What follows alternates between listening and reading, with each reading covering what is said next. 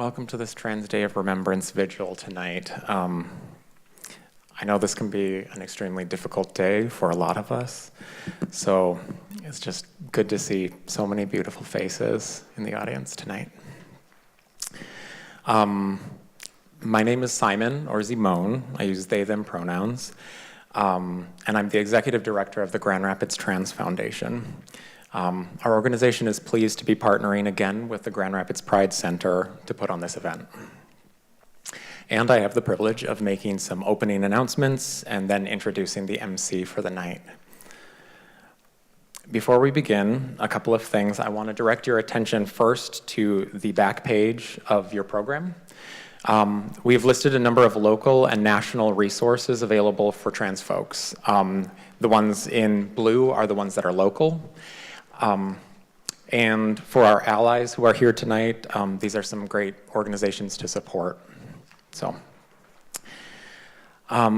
you also may have noticed a table in the back. It's loaded up with some other resources if you'd like to have some other things. So if you or someone you know could benefit from having some of those resources, please take what you need. So, and on that table, we also have some email sign-up sheets if you want to stay connected via email to the Trans Foundation or to the Pride Center. Lastly, I want to extend a really heartfelt thank you to the Goei Center and Jane Goei for donating this space and the beverages this evening. Bridge Street Market for donating some cookies for the end when we kind of have some community building and fellowship afterwards.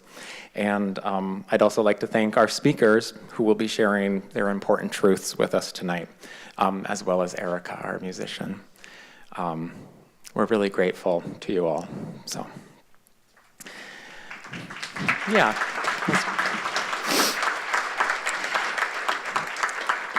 So with that, I'd like to introduce our MC for the evening.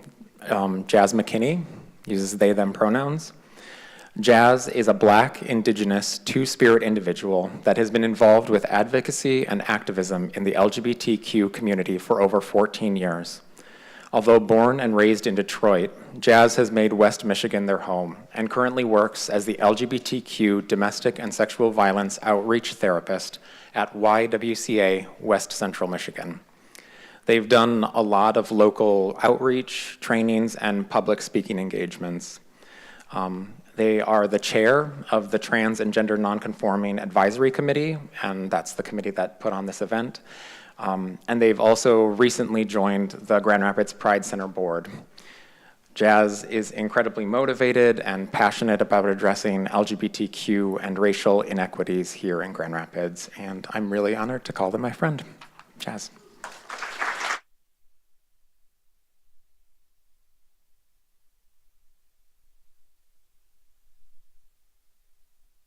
All right, I'm not that. Welcome.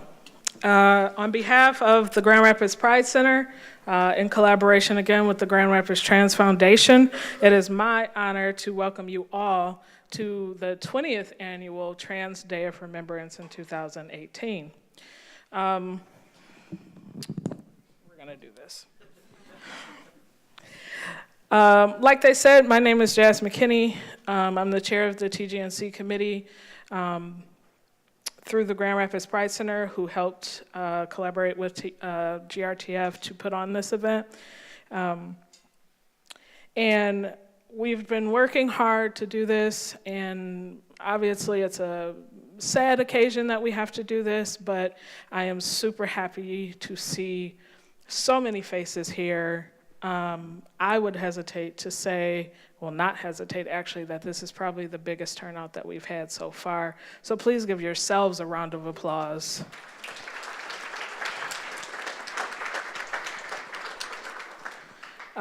So a couple things that I want to add to Zimone's kind of housekeeping issues is, just so you know, back there, kind of where you see the Kindle Upholstery Division sign, we do have bathrooms. So we did mark them as all gender bathrooms. One bathroom does have also urinals as well as a stall, and then one bathroom has, I think, 4 or 5 stalls. So feel free, again, this is an all-gender event, so feel free to use either bathroom. Also, at the, well, really anytime you need it, but especially at the end of the event, if you look back there, there's an exit sign right in that area. There's going to be 2 rooms. Those are what we're going to consider our sensory rooms. So if you just need to take a break, if it's too much, too loud, anything like that, feel free. You can probably still hear from back there.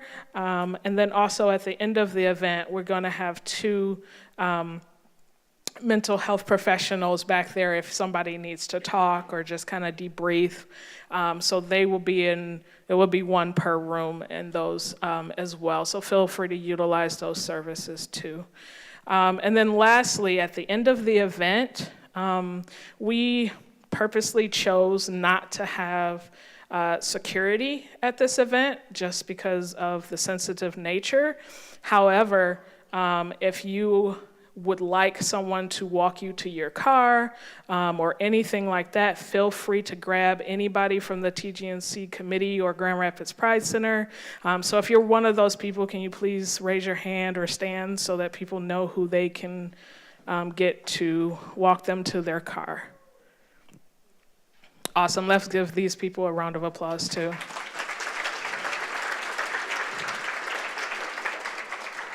All right. Oh, yeah, me too. Sorry. All right. So while I am always happy to see the faces of you all, it definitely saddens me that we're gathered here today because of senseless violence against our trans and gender nonconforming family. As a two-spirit individual, this day does hold a special place in my heart, especially this year because it marks the 20th anniversary of TDoR, since it was started in 1999 by Gwendolyn Ann Smith as a vigil for the murder of Rita Hester in Massachusetts.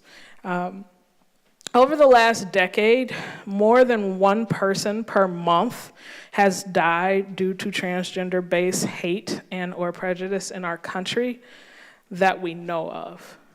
These are just the people that are reported. I can say that we know it's definitely more than that, unfortunately. However, we do know that this prejudice is disproportionately affecting our trans women of color. As you'll see later on too, as we're reading the names, the majority of the people on our PowerPoint tonight are, unfortunately, trans women of color. This trend shows no sign of abating unless we act to stop it. So today, we publicly mourn and honor the lives of our trans siblings so they are not forgotten. Through this vigil, we express love and respect for our people in the face of national indifference and hatred. Today, we seek to raise public awareness and to give our allies an opportunity to step forward and to stand with us.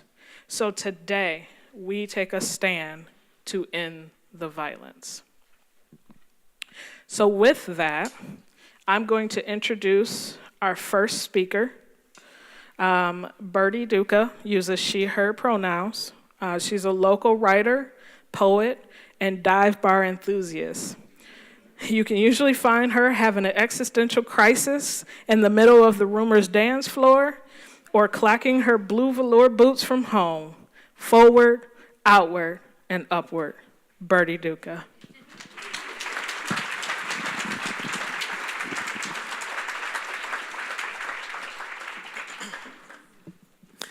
Hello. I would first like to thank the TDoR committee and the Grand Rapids Trans Foundation for allowing me the opportunity to speak. I made a promise to my friends that I would do my best not to bob it up, so I'd just like to take this time to offer a content and trigger warning. The subject material of my speech today includes racial violence, mentions of sexual violence, and discussions of transphobia. When Reverend Sojourner Truth climbed a dust-laden stage in 1851, she posited a question that has yet to remain answered. Ain't I a woman? When Reverend Sojourner Truth questioned that wide-eyed crowd in Akron, Ohio, with "Ain't I a Woman?" she was eminently asking why. Why was it that some women are interpreted as weak, gentle underlings, and others are disregarded completely? Why was it that, and she proves this disregard by lamenting that no one has helped her over a mud puddle or into a carriage, and most heartbreakingly, that no one has given her any best place.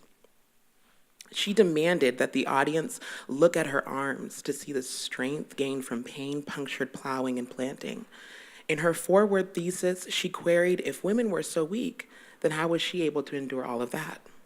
In those 4 words, she begged the nation to answer for its rampant racism, sexism, and blatant disregard for her dignity and personhood. 4 words that still remain to be unanswered today.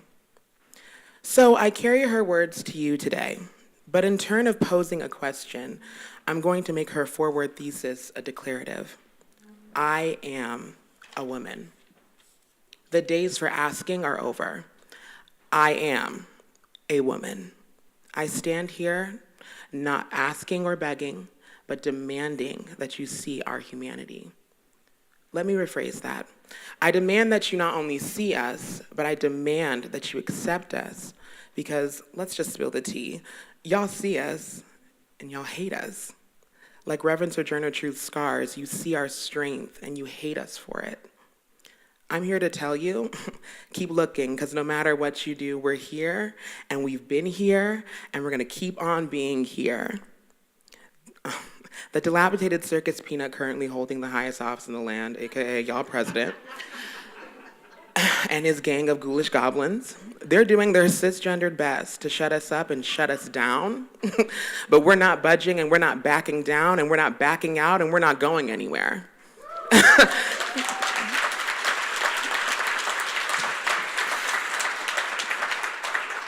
It's literally impossible to erase us. At the end of the day, to beg for approval cheapens the heavy and all-fulfilling price tag that comes with accepting and recognizing one's humanity. I refuse to engage with or dignify debunked, derelict, and decrepit denials of trans people and our existence with even one more iota of an inch of a response. Not while the life expectancy of trans women of color is 31 to 35 years of age. Not while just this year, in America, 22 souls are being added to the long list of trans and gender nonconforming persons that have been taken from us. The year isn't even up yet, and we're already pushing close to 29 from last year. And mind y'all, this is only including America. The deaths that have been reported worldwide for 2018 that were reported, we're already at 369 trans and gender nonconforming persons murdered. I will no longer offer bigotry a seat at the table of legitimacy carried in on the backs of goodwill and meek ignorance. No, I say I cannot. I will not.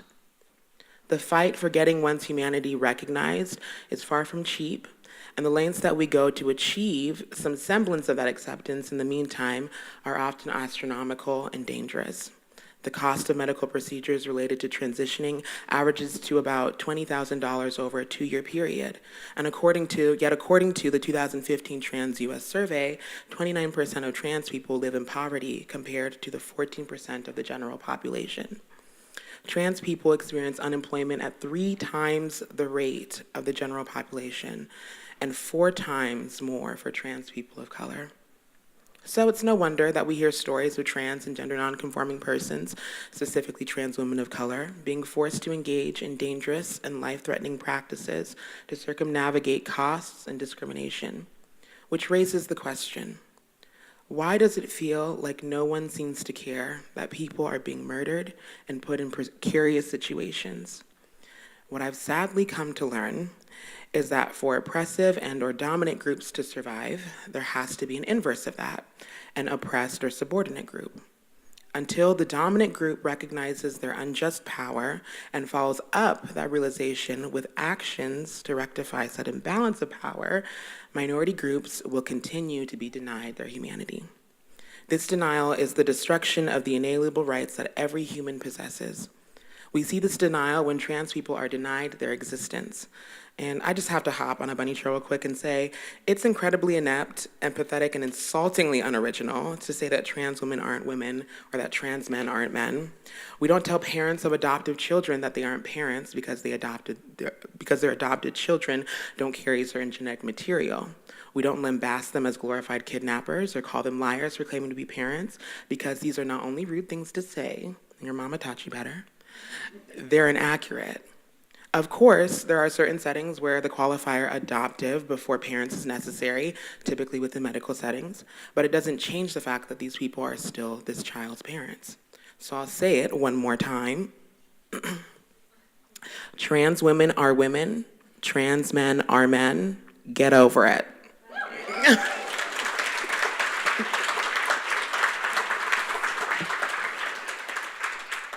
Hopping off of that bunny trail and back to the main point. When trans people are denied their existence, we're denied the chance to be sondered. We're denied the benefit of the doubt. To sonder is to realize that each random passerby is living a life as vivid and complex as your own, populated with their own ambitions, friends, routines, worries, and inherited craziness. And before you ask, yes, sonder is a Tumblr word. But in the words of a brilliant 10-year-old philosopher who just also happens to be my goddaughter, all words were made up at some point by some smelly old man, and you're pretty, so you should be able to make up whatever words you want.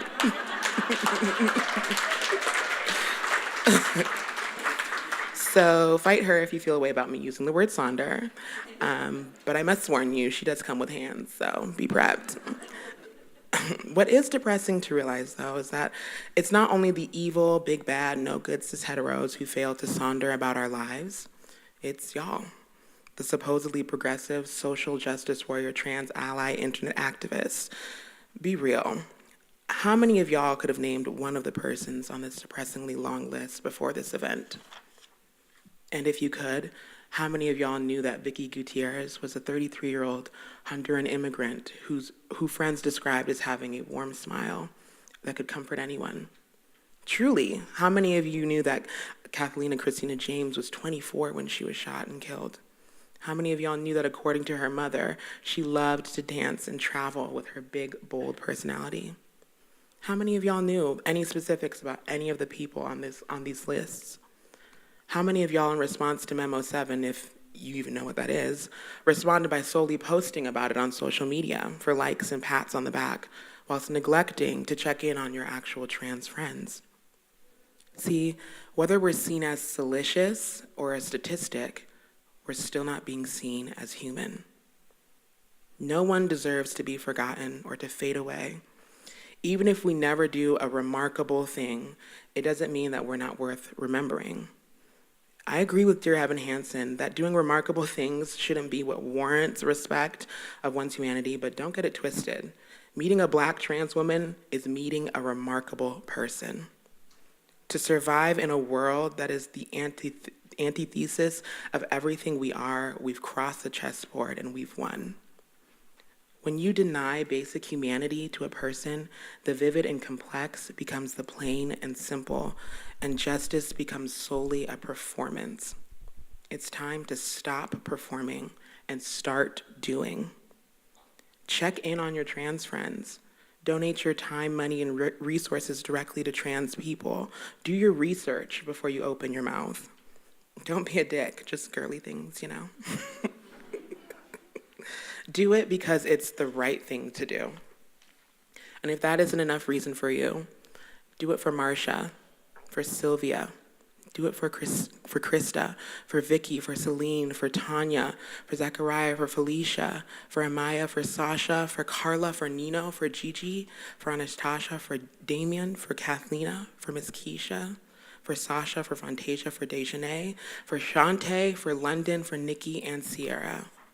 To our fallen, rest in peace, rest in power, and y'all better work.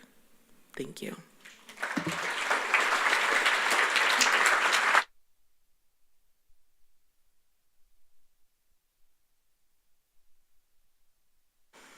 Thank you.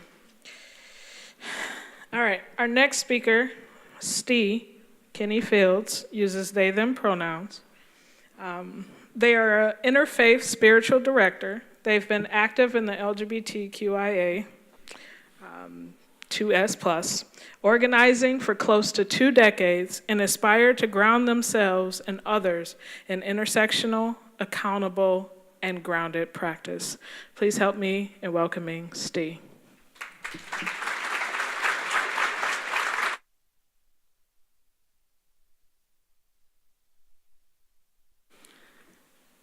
Thank you for having me here tonight. Thank you for being here tonight. In order to prepare for this event, I've been thinking about what Trans Day of Remembrance, also called Trans Day of Resilience, means to me.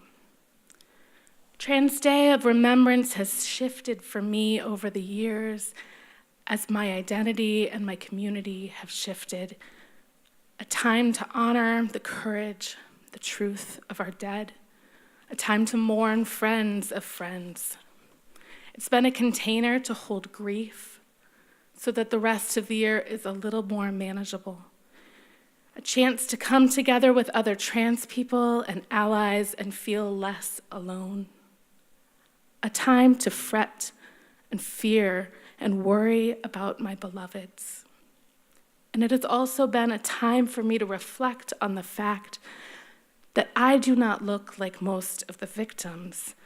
As a white, non-binary person who isn't a trans woman or anywhere on the trans feminine spectrum, Trans Day of Remembrance is an opportunity for me to step into compassion and connection and alliance and away from my fragility and away from separation.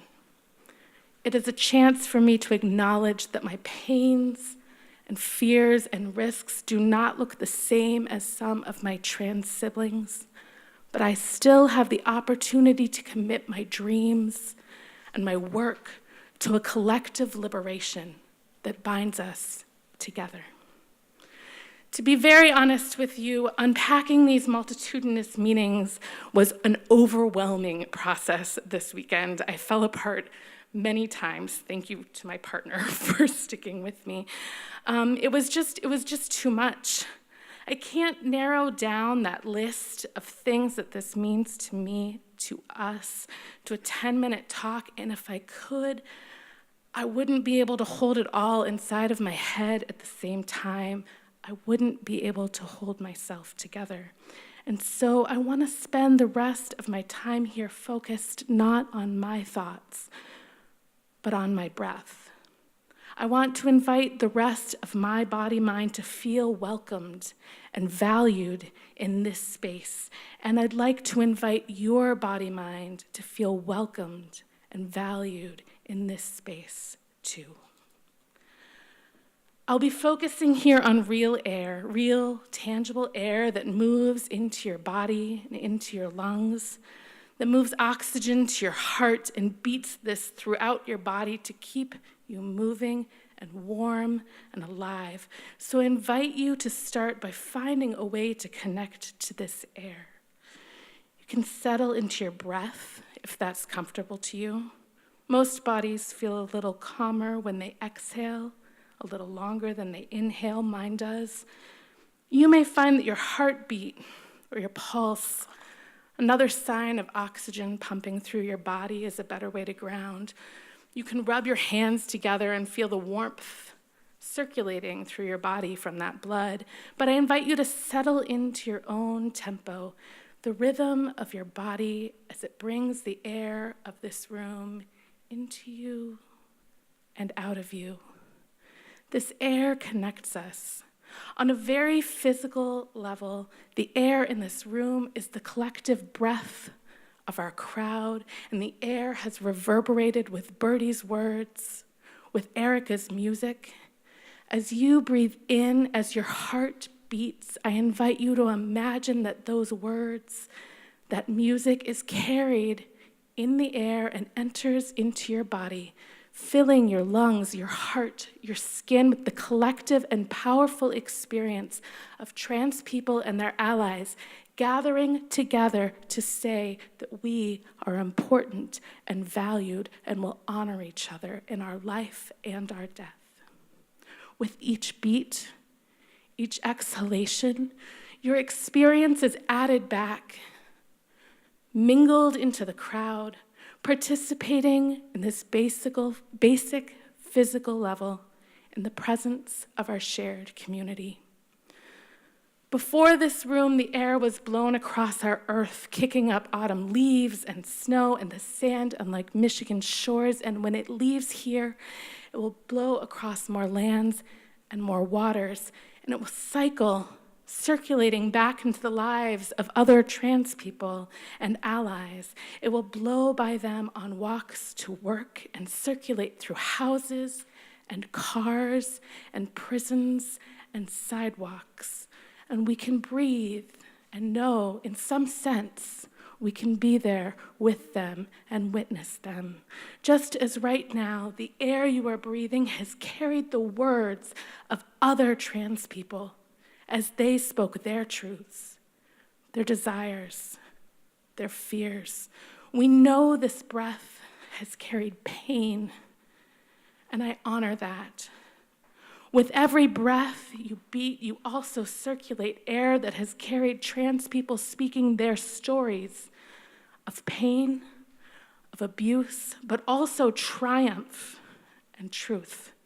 It carries the stories of allies, friends, confidants, and lovers that said, I hear you, I believe you. You are valid and important.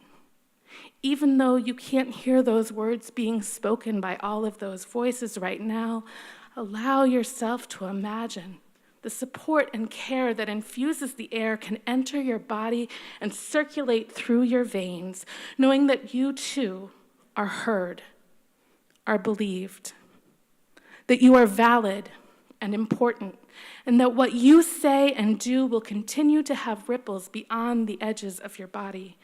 With each breath-infused heartbeat, you have Laverne Cox whispering into your body the truth that it is revolutionary for any trans person, you perhaps, to choose to be seen and visible in a world that tells us we should not exist. Our collective air has been not only the words and music here tonight, but we know that air has carried chants of freedom and solidarity and dignity all across our earth. It has been our people's songs of hope and demands for respect. And with each breath you take in trans history, infused into the blanket of oxygen and carbon dioxide that weaves this world together with our collective breath. Inevitably, at some time, you can imagine that you have breathed the whoosh of Sylvia Rivera throwing the first bottle at the Stonewall Inn and Marsha P. Johnson throwing the first brick. You breathe in Elena Rose Vera, a transgender minister, reminding you that you deserve beauty and joy, that this is still a world with you in it, and you too are worth fighting for. You breathe in countless centuries of trans and gender variant people, of people beyond the binary we currently recognize on this unceded, stolen land, their stories carried to you on a breath. They move through your heart and your blood, nourishing you, feeding the fire of your body, as they do mine.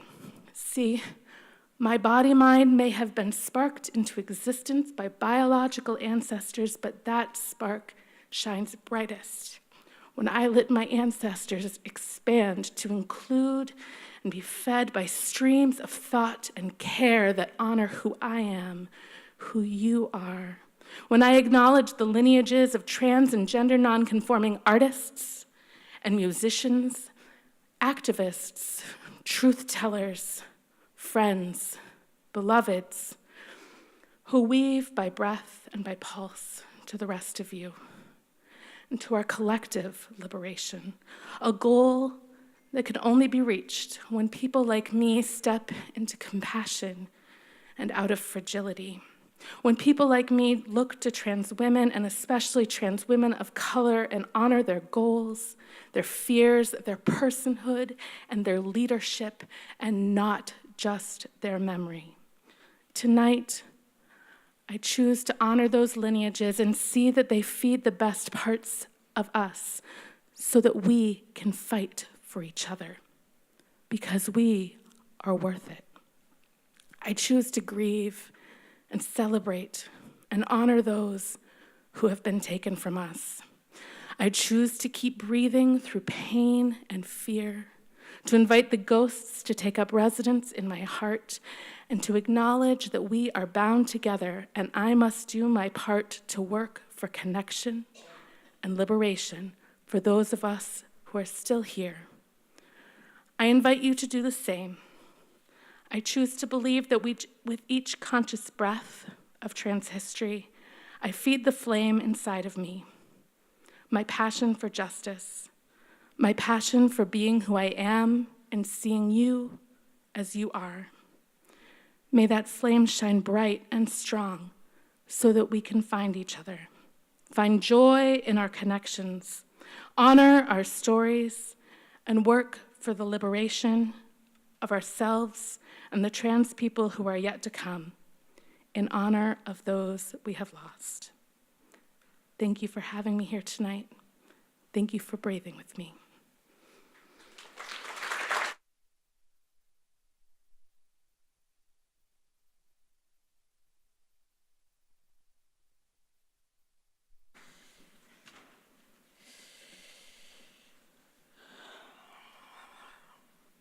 Thank you, Ste. All right. For our last speaker, I want to introduce Ellie Webster. Ellie started her service to the Grand Rapids Pride Center in mid-2015 as a young adult group facilitator. And in early 2016, she was invited to the board of directors. Her primary focus on the board has been to extend the voices of the trans community to the Pride Center, sorry, there's something in my eye, and its programming, as well as working with the Grand Rapids community to help build awareness and acceptance of trans individuals.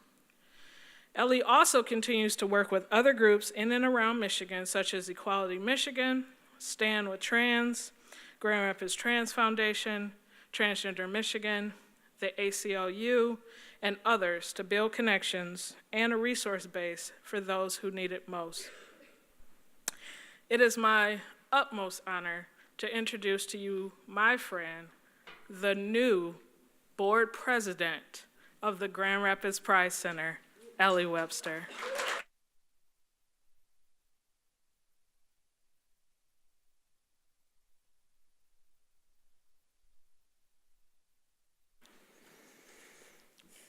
Hello.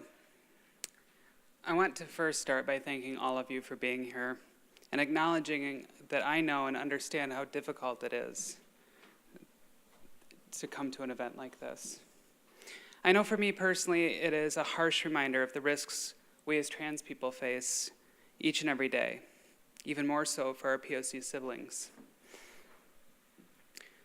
I know when I attend or in the past have been part of planning for this event, I see these people and their lives a reflection of myself, my journey, my hopes, my dreams, and my fears. It all hits very close to home. It takes so much for us to live our truth, only to have that moment of true happiness be smothered by those that are so filled with hate, fear, transphobia, and fragile masculinity.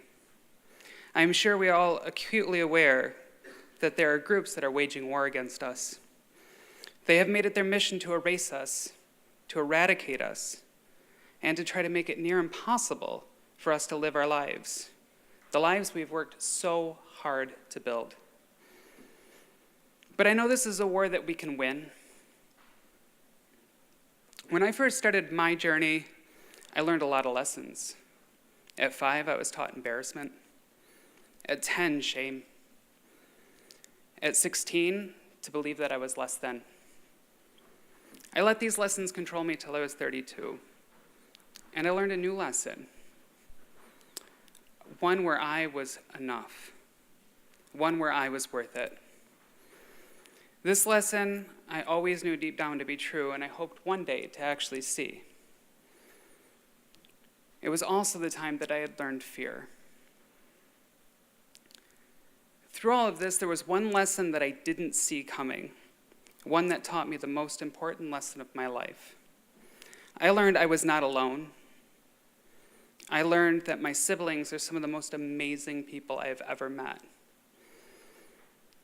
Strong, gracious, kind, loving, and my greater LGBTQ community and family is also full of wonderful, amazing human beings.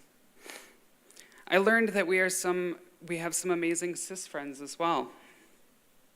And these people have been my steadfast ally on my own personal fight. Now, this is not a war that we will win in the streets. This is not a war that we will fight with guns and bombs. I truly believe that this is a war of hearts and minds, one that we are much better equipped to fight than the groups that spread fear and hatred. I have seen firsthand the love, the compassion, and the spirit this community carries, and I know that it is our greatest weapon. I fully believe that this is a war we can win this war and stop the violence if we work together towards the goal of ending this senselessness. I call on you today to help with that. Each and every one of you, from our community members to our allies, you can choose how to remember and honor these victims from tonight and all the years before, and I hope you join me in honoring them by helping to end this. I'm once again calling for action. We need to continue our work on outreach, education, and building safe spaces. Work with your HR departments. Add trans-inclusive policies. Work with your places of worship, your neighbors, your friends, and your family. Speak up against transphobic comments. Correct people when they misgender somebody. Don't support transphobic media. Speak out against gender stereotypes and teach those around you to be allies to the community and ask them to do the same. Get out and vote and know the vote you are casting. To our cis friends in the room, I implore you to go out and research on your own how to be an ally instead of putting that emotional labor on your trans friends and family. I know that I have seen firsthand that even a small victory can lead to huge change. A tiny drop of water creates a ripple. If each one of us can create a small ripple and touch the lives of even one person, and they in turn carry that forward, we now have a wave. When that wave becomes strong enough, we have a tsunami, an unstoppable force. I acknowledge that it is not safe for all of us to be out there doing this work. And it may not be possible for you. There is no shame in that. And your personal safety comes first. If you ask the Romans or the Spartans what piece of equipment was most important when they were going to war, they would not answer that it's their swords or their spears. It was not their armor. And they would have told you it was their shields. Their shields was not just for themselves. It was just as important for the person next to them. With this being said, there are ways to make an impact from the safeties of others' shields. Organizations such as the Grand Rapids Pride Center and the Grand Rapids Trans Foundation are safe spaces. We are here for you. You are there. You are free to be you. Your privacy and identity are respected, and your voices and ideas will be heard. Let us be your allies and your shield when you cannot carry your own. I'm sure that we have heard that perception is reality, and perspective changes perception. If we work together, we can change the perspective and in turn change the reality. Together we can work to end this violence and maybe someday soon no longer need this event. And I once again thank you for being here with us tonight to honor these amazing humans.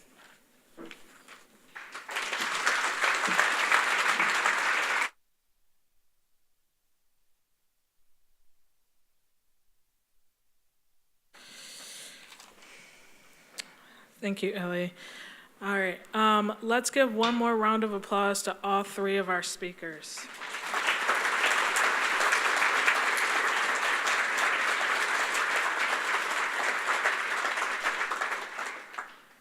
right. With that, we are going to go into reading off the names of our trans siblings who have passed away. I will note that this list is from November 21st of last year, so the day after we did this event, until 2 days ago when I last checked. So that's what this list is for. And then as we are reading off the names, we are going to have Elliot and Leslie putting up a candle in their honor. So I want to introduce Obbs Thompson and Carlos Garay Negron, to read off the names for us today. So please welcome Obbs and Carlos.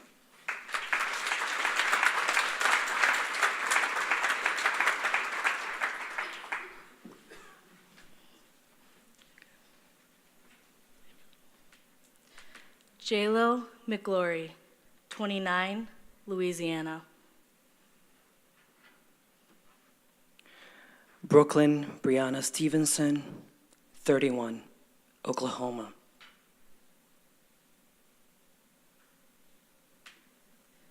Brandy Seals, 26, Texas. Rhiannon Winter Leyendecker, 51, Florida.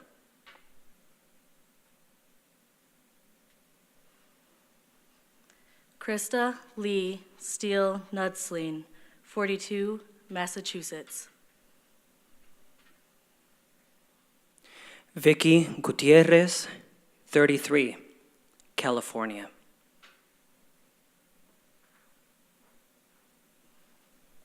Celine Walker, 36, Florida. Tanya Harvey, 35, New York. Felicia Mitchell, 45, Ohio.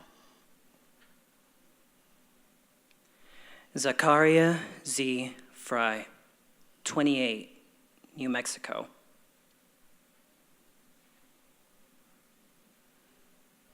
Amia Tyree Berryman, 28, Louisiana.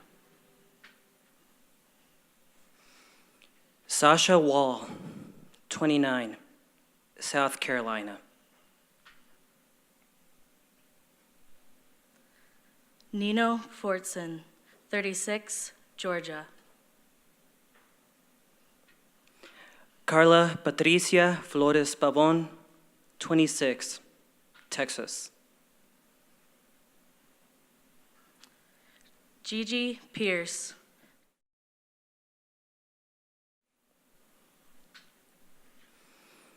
Antasia English, 38, Florida.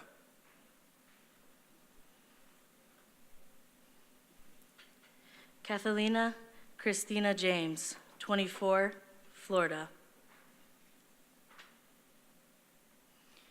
Keisha Pokey Wells, 54, Ohio. Sasha Garden, 27, Florida. Diamond Stevens, 39, Mississippi. Fantasia Bell, 18, Louisiana. Dejanay Stanton, 24, Illinois.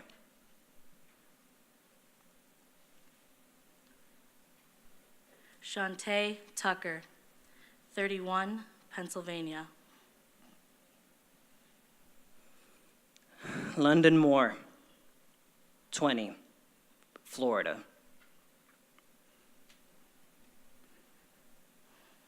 Sierra Minaj Carter Frazier, 31, Illinois. Nikki Enriquez, 28, Texas. Nicole Hall, 39, Texas. Roxana Hernandez, 33, New Mexico. Please join us in a moment of silence to honor a trans family.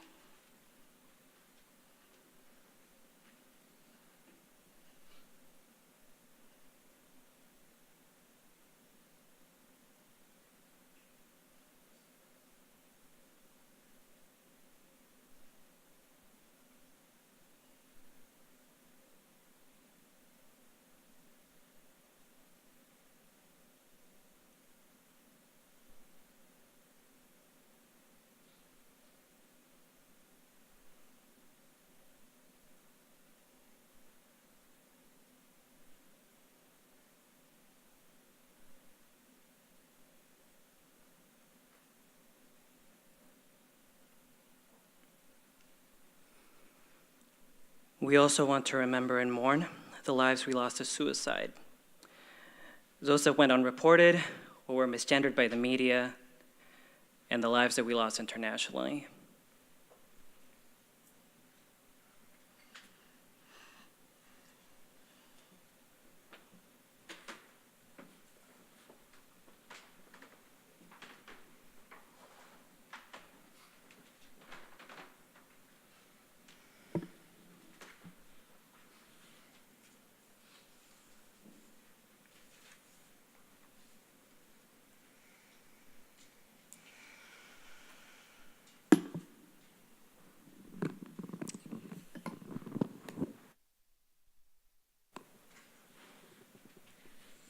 All right.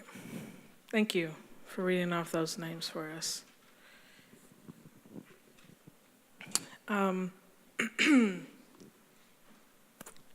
In closing, I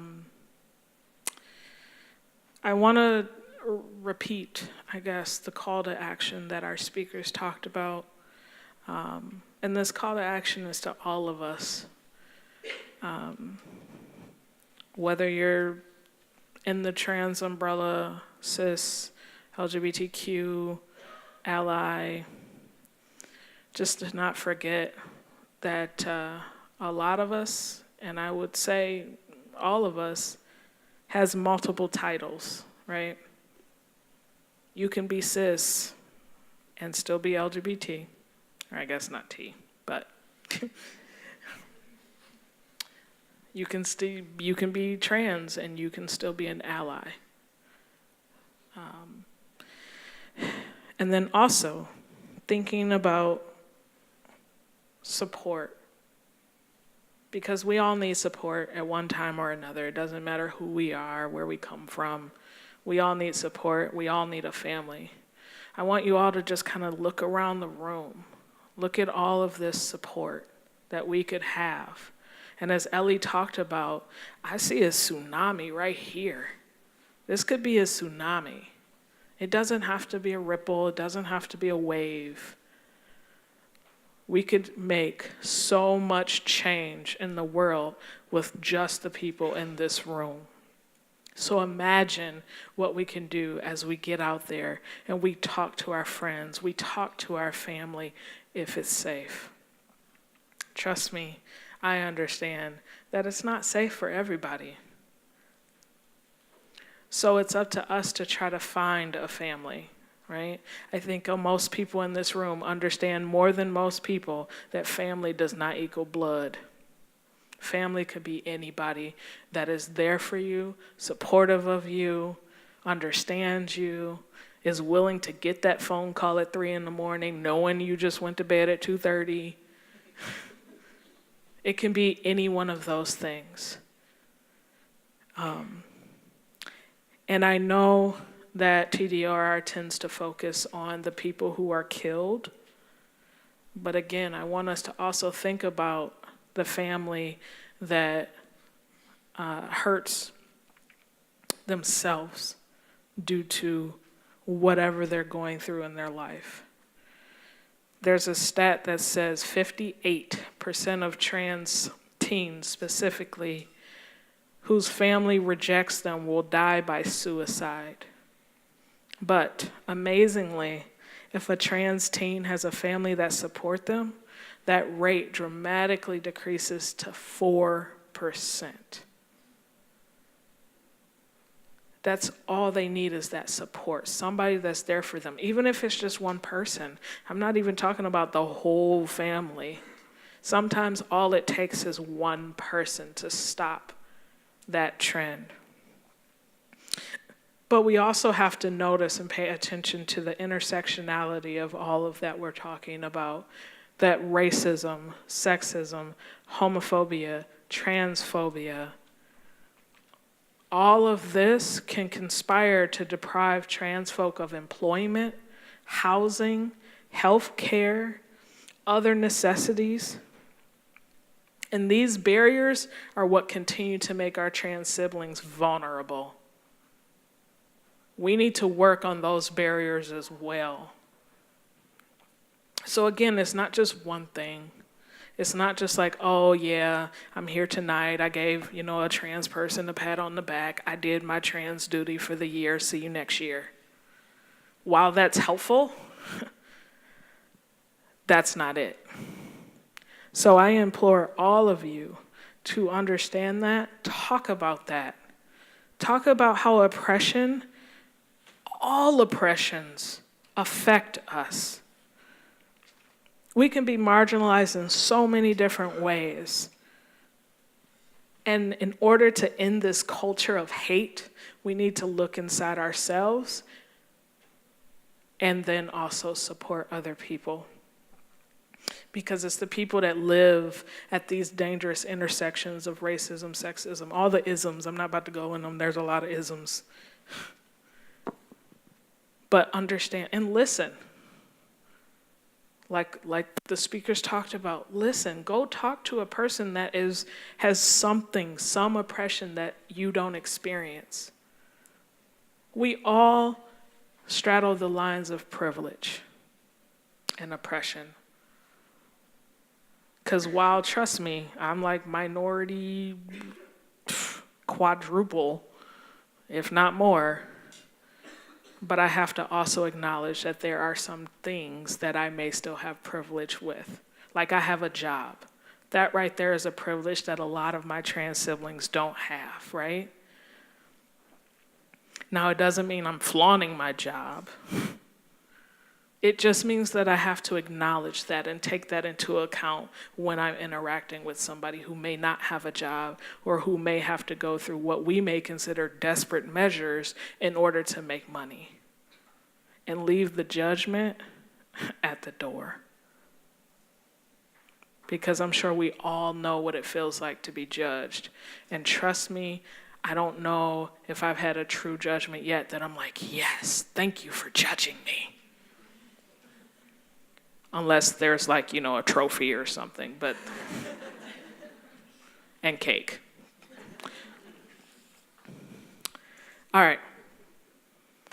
Because we want to have that conversation, I'll get off the stage. But I implore all of you, we have tables set up in the back. We have a lot of space around this beautiful building. We have water and lemonade and cookies set up in the back. The rest of this time, I know we said it was from 7 to 9, because we want to give you that rest of that time to have conversations with people. I would almost challenge you to go up and meet somebody that you don't know. Just one person. I know people got anxiety. Trust me, I know. Just one person.